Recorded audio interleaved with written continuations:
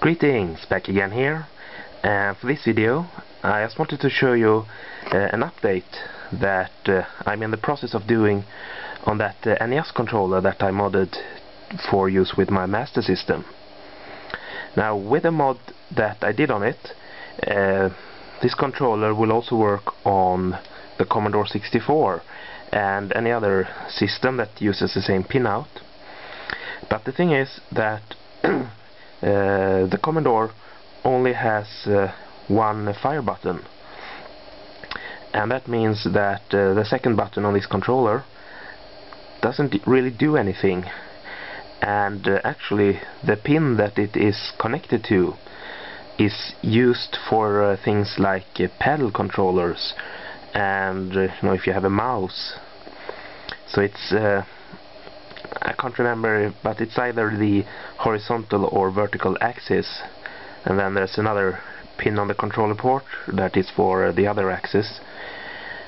And so yeah, the second button on this modded controller doesn't really do much, but I read a comment, and I think it was on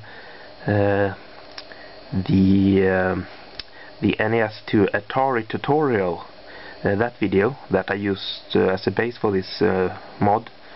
There was a comment there, and the person posting that comment had made a modified NES controller for his Commodore, and he had hooked up the second button to the up direction on the D-pad. And the reason for that is that since the Commodore controller only has one button, many games, especially platform games, use the up direction to jump. So by hooking up the second button to the up direction on the D-pad, you basically get a jump button, which can make playing the game much easier.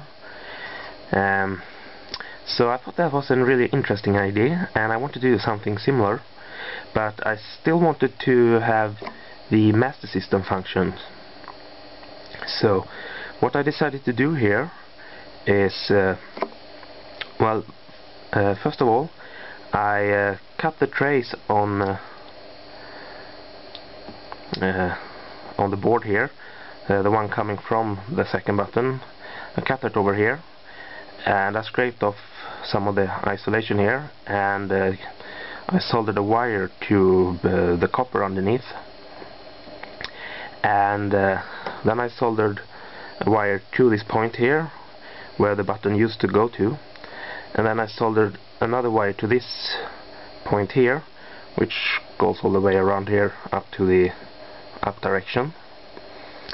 And what I'm going to do here is I'm going to attach these wires here to a micro switch that I'm going to mount on the controller itself, and by switching this I can select between having the Master System function with the second button or the Commodore 64 function with the second button going to the up direction instead. So that's what I'm in the process of doing here, and I have the wires soldered here, and I've prepared the controller here. I've cut out the hole here, and I'm going to place the switch up here. So yeah, I'm just gonna wire this up here, and then I'll show you the end result. Alright, so here I have the switch soldered to the wires, and I decided to glue the switch to the board itself instead of the casing, and that way I can easily just lift the board out here if there's something else I want to do with this. So you can see the switch there. So I'm just gonna put this back together and then we can test it with some games.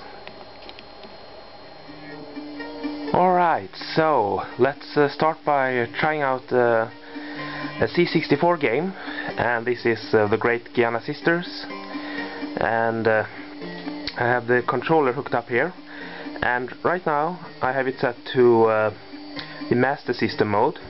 So we'll start the game up here.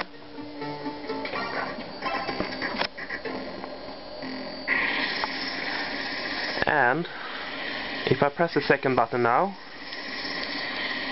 you'll see that nothing happens. And if I press up on the D-pad here, you can see that we can jump. So I'll switch this over like that. Now the second button is connected to the up on the D-pad. So if I press it now, you can see I can jump with this button. And if I switch this back here, it does nothing again.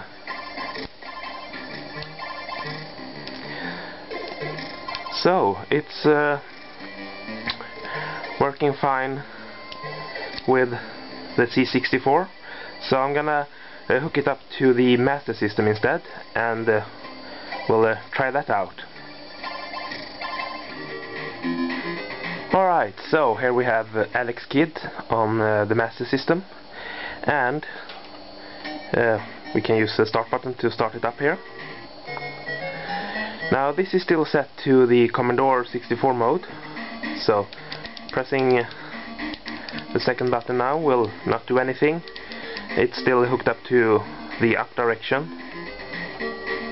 So we'll switch it back to the Master System mode, and now it functions as the second button on the Master System controller instead.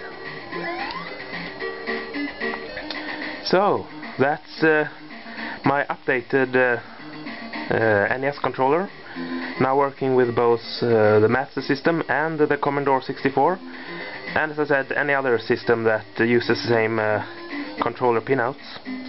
And that's all I had to show this time. So bye for now, and I'll see you soon.